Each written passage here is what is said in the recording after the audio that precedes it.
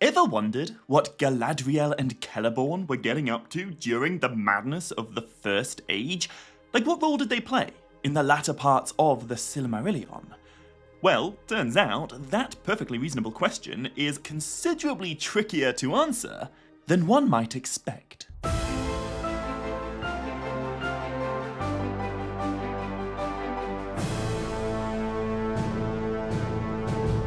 Maya, Govan and Melanine, and welcome to the first episode in this new series explaining and breaking down Tolkien's epic First Age tale of the Silmaril of Doriath, which can kind of be thought of as Tolkien's lost tale. In the next episode, I'll get stuck into the plot of that story and the conflict and the epic events that defined the fate of this great elvish kingdom. But first, in this episode, I want to explain what exactly I mean when I describe this tale as lost. On the one hand, it's not really lost at all. In chapter 22 of the Silmarillion, we get a short account detailing most of the events that I'm going to spend the rest of this series explaining. However, half of that short chapter is concerned solely with the wanderings of Húrin, which is what I talked about in the last series. And so, the story of Doriath really is confined to just under 6.5 pages. So much happens, but it's so sparsely told. For a bit of perspective, the tale of Feanor covers around 60 pages, and the tale of Turin Turambar gets its own 250-page book. But there is a reason why this story is so much shorter. When Tolkien died, he left the Quenta Silmarillion, the great tales of the First Age, unfinished. After the success of The Lord of the Rings, he worked hard to revise the Silmarillion and to turn it into a cohesive self-contained narrative that the average Lord of the Rings fan could really sink their teeth into. Effectively, this was going to be the story, more so than even The Hobbit, that The Lord of the Rings would serve as a sequel to. And for the most part, Tolkien did succeed. The published Silmarillion is phenomenal. But it was published 4 years after he died. And as I mentioned in the previous series, when he got to the trial of Húrin Thalion in the Forest of Brethil and the death of his friend and kinsman Manthor at the hand of the woodman Avrunk, Tolkien just sort of stopped. He worked on many other things and he gave us many other fascinating writings, but he never finished an updated First Age post The Lord of the Rings. When Tolkien died, the last 3 chapters of the Silmarillion still needed work. They existed as fragments, but not as full stories. And that is where Christopher Tolkien, the professor's youngest son, comes into the picture.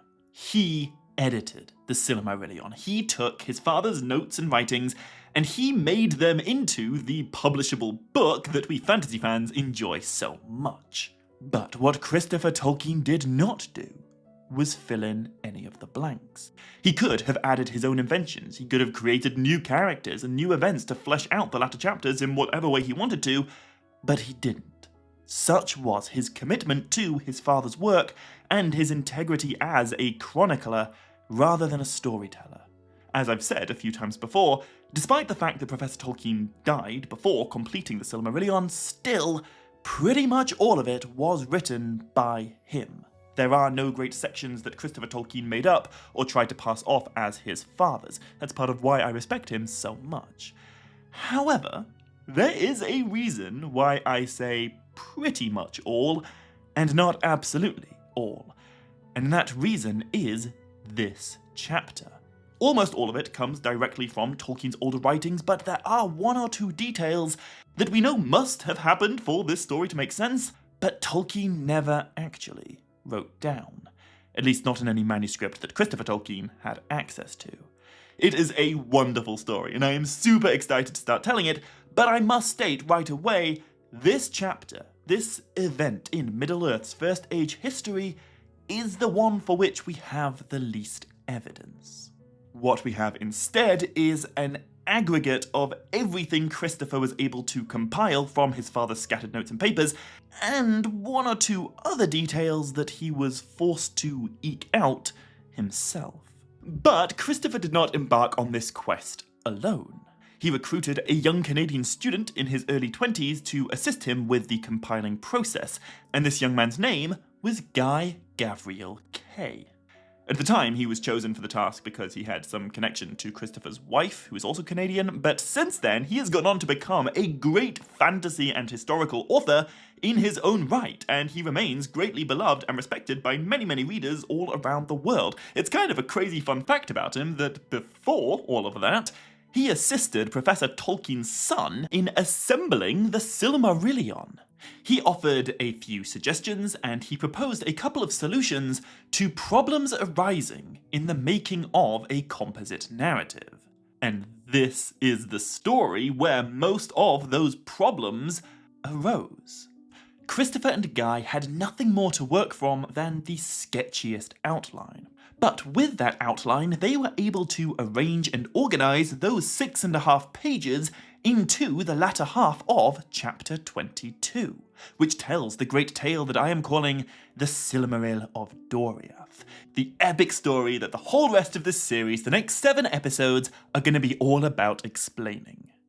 However, for the rest of this episode, I want to speculate on one of the most important things that isn't in that chapter. Something I feel certainly would have been included if Tolkien had lived a little longer and written a little more, but that Christopher Tolkien was conscientious enough as an editor not to invent and embed within his father's work. What about Galadriel and Celeborn? You know, quite important characters. In the published Silmarillion, Galadriel plays a major role.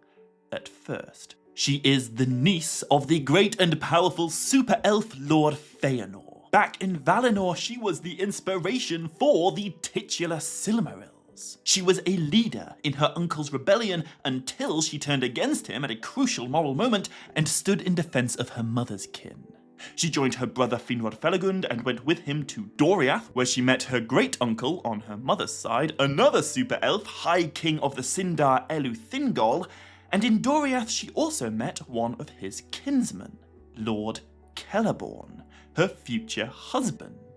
Then she went to a feast in Nargothrond, she chatted with her brother a little bit about why he's not married yet, and then, well, that's as far as Tolkien got in weaving his new character of Galadriel, who did not exist in his imagination until he was writing The Lord of the Rings in the 1940s, into the much older writings of the First Age that preceded all of that, the early Silmarillion. In the first half of the published Silmarillion, Galadriel is set up as a relatively young supporting character who appears to be on the road to redemption, following her role in and then subsequent total disavowal of her uncle's unjust rebellion. She parts ways with the violent cousins that she once stood alongside, the sons of Feanor, and instead she gets adopted into the extended family on her mother's side. We are told she becomes a pupil of Doriath's divine queen, Melian the Maya, from whom she learns the art of baking lembas and the basics of how to become a super elvish lady of a guarded elvish realm deep in the woods with a tall silver-haired lord of the Sindar for a husband. In fact, one could suggest Tolkien was probably drawing direct inspiration from the pre-existing characters of Melian and Thingol when he wrote Galadriel and Celeborn into The Lord of the Rings. And speaking of Celeborn, he's an important player too. In the Silmarillion, we are told that he is a prince of Doriath and a kinsman of Eleuthingol's. We're not told specifically how he relates to the High King of the Sindar, but in later writings, found in the Unfinished Tales, we are explicitly told that he was the grandson of Thingol's youngest brother, a shadowy figure called Elmo, or Star Person. Presumably, Elmo was also a prince of Doriath, but nothing much is known about him save that he was well loved by Thingol, he dwelt with Thingol in Doriath, and he had a son called Galadhon, Thingol's nephew. Many years later, Galadhon had 2 sons of his own, the elder of whom was our guy Celeborn, and the younger was called Galathiel, Celeborn's little brother. Now, the reason Galathiel matters is because he had a daughter called Nimloth, and Nimloth will go on to be quite a significant character in this story about the Silmaril of Doriath. She will also go on to be the direct ancestor of a lot of important characters in the Second and Third Ages, and she is the niece of Lord Celeborn. It's hard for me to imagine Nimloth's story without my mind wandering over to her uncle and her aunt by marriage, even though neither Celeborn nor Galadriel are ever mentioned in the chapter in which Nimloth features. I should point out, in the Nature of Middle-earth, we are specifically told that although Galadriel and Celeborn were betrothed in Doriath, they didn't actually tie the knot until a time of peace in the very early Second Age. So at the time of this story, they would have been in love, but not actually married. Anyway, I suppose for the sake of giving the full picture, I should also point out that in the Fellowship of the Ring, where Tolkien first came up with Galadriel and Celeborn long before he tried to go back and fit them into the Silmarillion, we are given a slightly different account of what they got up to in the First Age. In Lothlorien, Galadriel tells Frodo, "Ere the fall of Nargothrond or Gondolin, I passed over the mountains, away from Beleriand." Which would mean at some point, before the middle of Turin Turambar's story, Galadriel peaced out of Beleriand and had nothing to do with any further action in the First Age. But that is one of the first things Tolkien ever wrote about her. It's in a book that has nothing to do with either Nargothrond or Gondolin, and I would suggest the reason why Tolkien wrote that line has more to do with evoking how ancient Galadriel truly is, rather than committing wholeheartedly to some specific First Age backstory for her. Because, after publishing The Lord of the Rings, Tolkien wrote many new things about Galadriel's backstory, and those later writings quite clearly contradict what she tells Frodo in Lothlorien. In fact, even in The Lord of the Rings appendices, we are told that Celeborn did not cross the mountains until after the First Age, and this is backed up in the Unfinished Tales, where we're told that he passed into Eriador early in the Second Age, which would mean he was still very much in Beleriand during the First. Furthermore, in another part of the Unfinished Tales, we are told that Galadriel's kinship with Eleuthingol proved of great importance later in Beleriand. But if she departed Beleriand before the fall of Nargothrond, that really would not be true. She would have had no importance whatsoever in Beleriand. Which brings us to my subjective opinion. I think Galadriel and Celeborn's characters are simply more interesting if we choose to imagine that they were still dwelling in Doriath during the events of this coming story, rather than imagining them as wandering through empty lands and contributing next to nothing to the narrative. Christopher Tolkien himself wrote, "It is a natural assumption that Celeborn and Galadriel were present at the events of the story." I don't want to spoil anything. "It is said in one place that Celeborn escaped," one I'm going to talk about over the next few episodes, "and perhaps aided the escape of the Silmaril. But this is nowhere stated."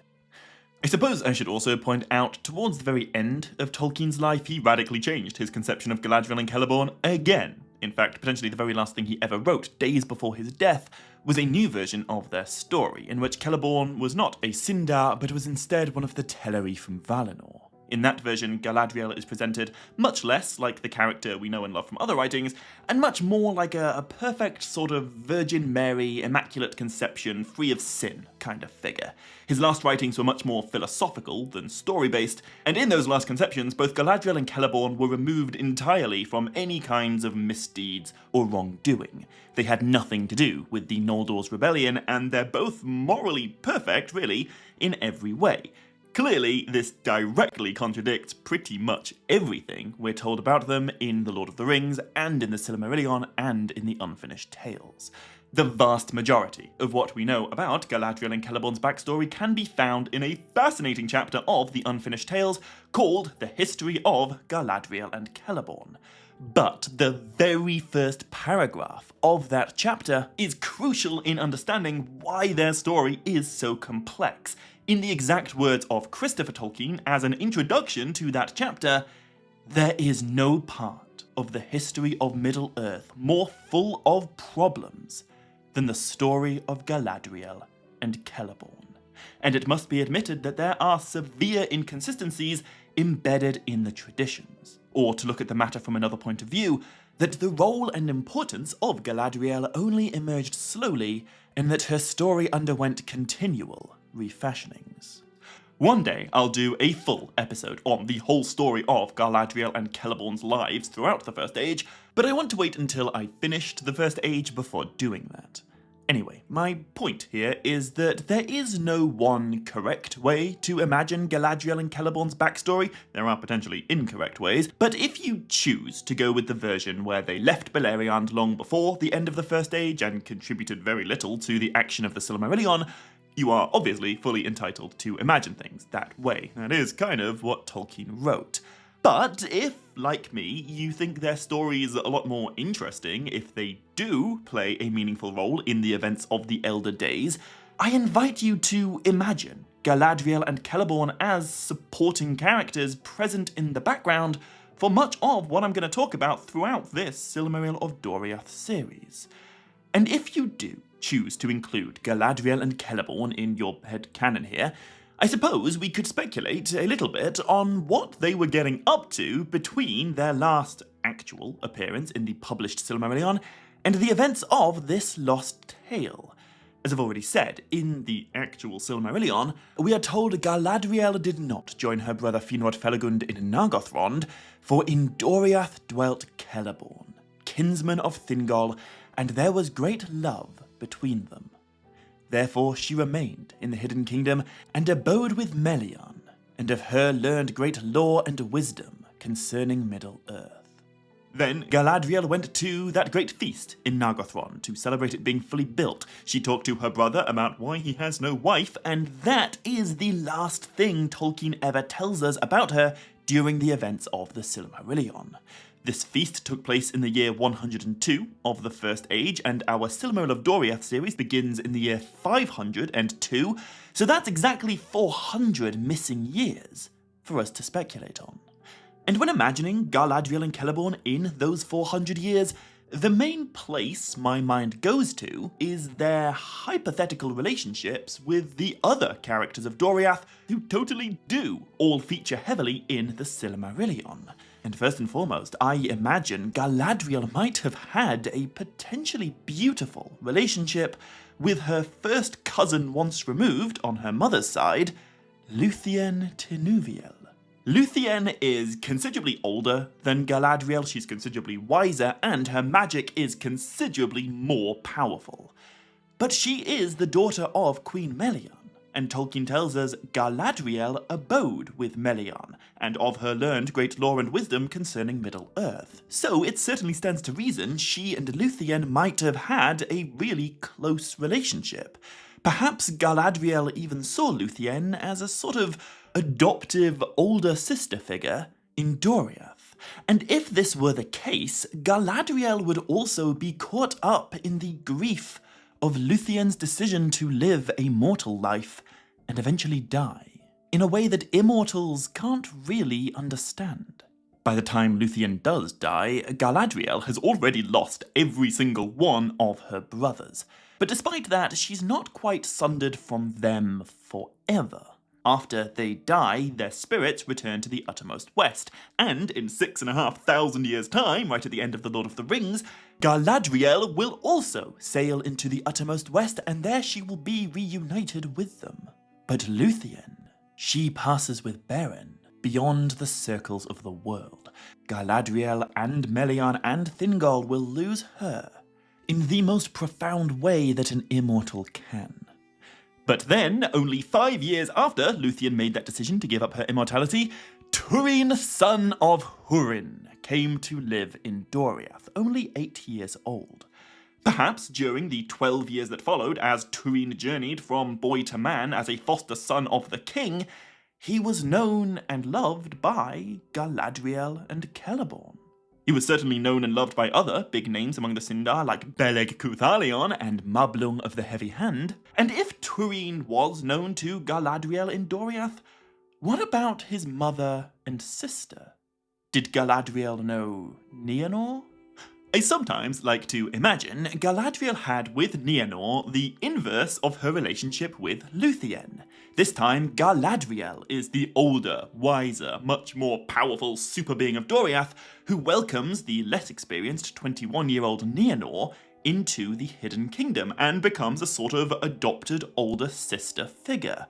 Perhaps she also had long chats with Nienor's mother, Morwen. Perhaps she tried to dissuade Morwen's stubborn behaviour, as we know other elves did. And maybe She and Celeborn were present in Thingol's hall when Húrin himself came to Doriath after taking the Nauglamir from the treasure hoard of Mime the Petty Dwarf. Perhaps she watched him cast that elvish necklace at her great-uncle's feet while insulting him. Perhaps she took solace as her mentor, Melian the Maya, cleansed Húrin's mind of Morgoth's shadow. Maybe she looked on in great sorrow as the tragedy of the children of Húrin unfolded before her eyes. And it's not just Galadriel who proves delightfully fertile soil for our imaginations to grow in. Speculating on her future husband is perfectly delightful too. As I've said, Celeborn the Wise is the great-nephew of the High King of the Sindar, Elu Thingol. He's actually Galadriel's second cousin. They are both the grandchildren of one of Thingol's brothers. And this also means that Celeborn's great-aunt, by marriage, is a Maya. And we know for a fact that Grandpa Elmo was particularly close to Elu Thingol, and considering that Thingol never had any sons of his own, I imagine he would have loved beloved Elmo's son, his nephew Galadhon, all the more for it. And surely he would have also deeply loved Elmo's first grandchild, Celeborn. I really enjoy imagining Celeborn when he was a relatively young Lord of the Sindar from a relatively large royal family in Doriath, and speculating on what kind of youth he might have had during the long years of starlight in his great-uncle's court. But I also really enjoy imagining Celeborn as a wise older brother to little bro Galathiel, and many years later as cool Uncle Celeborn to his young niece, Nimloth.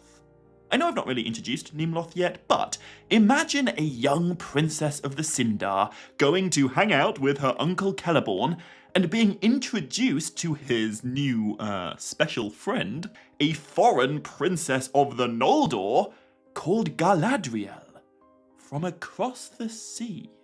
All of those names and familial relationships come from Tolkien, but their details and their stories weren't ever written down or fleshed out in his lifetime. And so we are forced to imagine what great shapes these textual ruins might have taken if Tolkien had finished the ending of his reimagined Silmarillion. If we view chapter 22 as one chapter within a novel, it's hard not to argue this is the least juicy one. We're told about a lot of things, but we aren't really shown much of them happening. However, if we think of this story instead as the only surviving account of some lost event in Middle-earth's history that time has turned into legend and then retelling has made into myth, all of our problems evaporate. Real-world myths have all kinds of inconsistencies and contradictions and missing moments, but I feel like those things only heighten the profundity of the stories being told. I guess the truth is, no one knows what really happened in Doriath towards the end of the First Age, but we know the end result. We know who the players were, and we know a bit of what they did. It's just the meat and the muscle of the story that's moved into the realm of myth, and so it's up to all of us imagining that myth to build those details in our mind's eye. Anyway, that story, that mystery of what went down in Doriath, is what I am super excited to spend the rest of this series, the next 7 episodes, talking all about. It's gonna be epic, it's gonna be emotional. I think some moments of this might make you angry, but most of all, it's going to be the most inspiring exercise for our collective imaginations. Anyway, I've recently started a Patreon page as well as a Ko-fi account, so if you're at all interested in supporting the channel, you can click the links in the description to check those out. And if you want to know more about my future plans for the channel, check out this video where I show my face and talk through some of that. But to make sure you don't miss the next installment in this Silmaril of Doriath story, hit subscribe if you haven't already, and be sure to click like and leave a comment on this video if you want to. However, until next time, as always, my dear friends, much love, stay groovy, and Nevair Melanin.